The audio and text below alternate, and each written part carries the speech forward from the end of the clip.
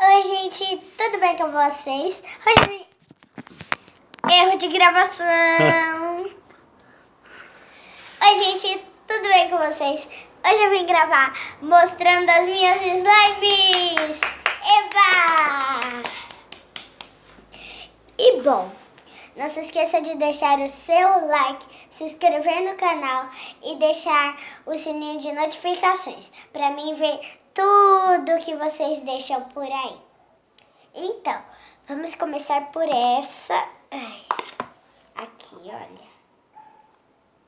Oh, é azul. Olha que linda.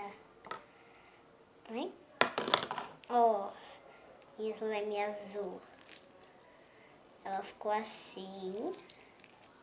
Depois de muitas tentativas. Ficou assim, gente.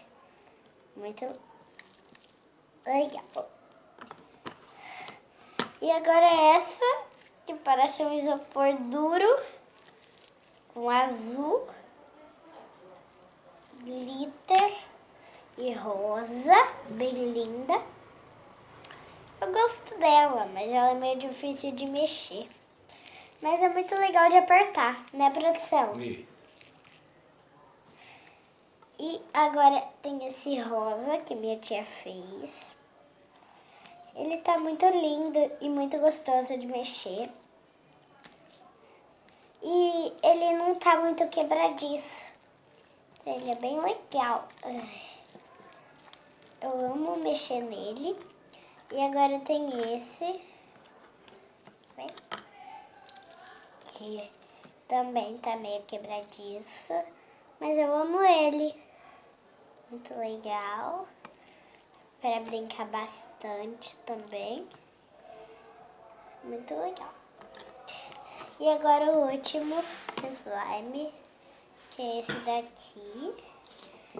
Muito legal e muito grandão. Ele foi mais fácil de fazer. Até agora foi esse e esse. Foram esses três os mais fáceis. Não, esses quatro os mais fáceis de fazer. Esse foi bem difícil. Porque foi bem difícil, gente. E então, esse é o último slime. Esse aqui. Então, gente, espero que vocês tenham gostado do vídeo. E eu vou falar quantas slimes eu tenho. Eu tenho 5 slimes. Então, gente, continuando. Espero que vocês tenham gostado do vídeo. Se inscrevendo do canal. Ativando os sininhos de notificações. Desculpa, gente, eu tô errando. E produção, se despede. Tchau, gente. Beijos.